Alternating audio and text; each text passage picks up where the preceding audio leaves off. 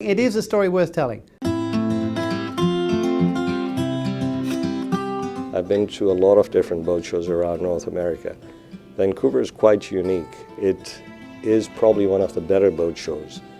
The Vancouver International Boat Show, as it's known now, began in 1957, which was the same year that our association started, so 60 years ago. It was called the Marpole Rotary Club Boat Show, and we were then called the Marine Dealers Association, but the Marpole Rotary Club organized the show. So we've been with the boat show for a long time, and I've seen that boat show grow, tremendously. Well, in the early days of the Vancouver Boat Show, the different events that people would put on to draw the crowds, there was all kinds of different things. There was a seal show at the boat show. I remember when they filled the agrodome with water to make a pool there, and we had floating boats in the building. We've been exhibiting at the Vancouver International Boat Show for 55 years, starting in the agrodome at the PNE. There was I think a jumping frog contest and things like that to draw people out. So there's been many different gimmicks to get people out to the boat show.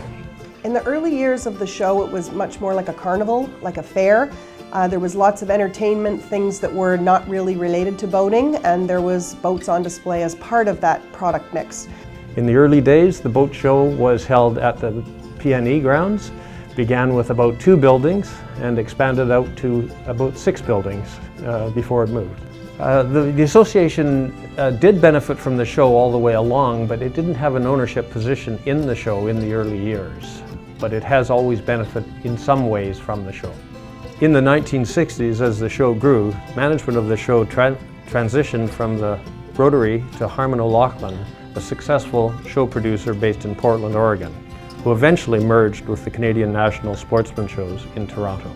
BC Place, they finished construction in 1983, and then we moved in February 1984, mostly because A, it was downtown as opposed to being out in East Vancouver, but it was also so we could get all the exhibitors under one roof. I joined what was then the BC Marine Trades Association, the board of directors, in 1986, and just after I joined, one of the directors, Roy Appleford, who's sadly no longer with us, he had managed to coerce or convince Canadian National Sportsman Shows to allow BC, or to essentially to give half of the ownership of the show to BC Marine Trades Association. So we were a 50-50 owner of the show, but CNSS did all the management of the show.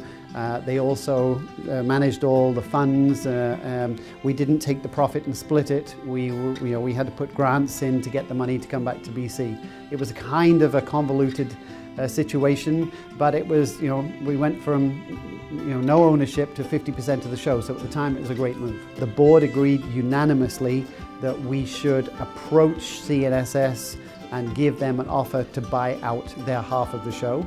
At the end of the 2 days, we had negotiated a deal, and we became then the sole owner of the Vancouver Boat Show. It was a risk. We had to borrow money to buy the show, but we paid that back faster than we had intended, and then we were then in control of our destiny. The people that came before our board today at Boating BC, who went out on a big limb to acquire the show and to get the ownership solidified, we owe them a huge debt of gratitude. People in this room will not understand how much work that was to get the show and to secure the ownership of it. And then we had all kinds of issues with the roof on BC Place falling down, labor dispute. Despite those types of challenges that have happened to the show in the past, the sales and the prospects that exhibitors have received from the event has kept them coming back despite those occurrences.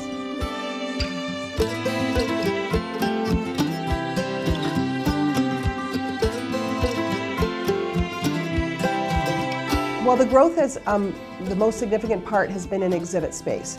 So the amount of demand for exhibitors that are meeting prospects, that are selling their products, has increased how much floor space they need each year. We're constantly evolving the mixture between features, special event areas, to try and provide some entertainment for the public, but that's a secondary objective to the show. New products and education and seminars are the #1 strategy that we have to appeal to the public. But we've done many different things over the years.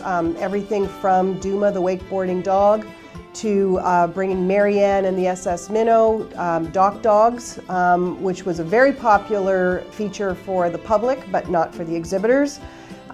So over the years, we've tried different things to have variety and always staying true to the boating lifestyle. Today is really about the core of the product. It's the boating lifestyle, it's getting new people into boating. This is the place that people come. The majority of first-time boaters or potential first-time boaters come to the show for their first experience. I attend the Vancouver International Boat Show every year now since I first arrived. I found that even though there were so many days, I just couldn't get it all in the first time.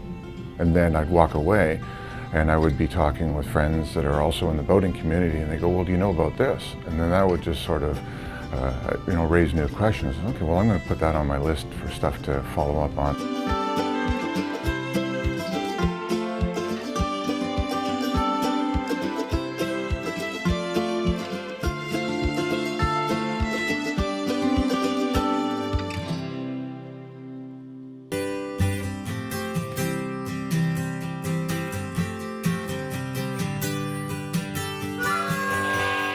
In the 30 years of producing shows that I have across North America, I've never seen an event experience more significant occurrences, from the strike of the BC GEU government employees, to the roof, to the Olympics, to moving to the convention center one year and then moving back to BC Place after the construction.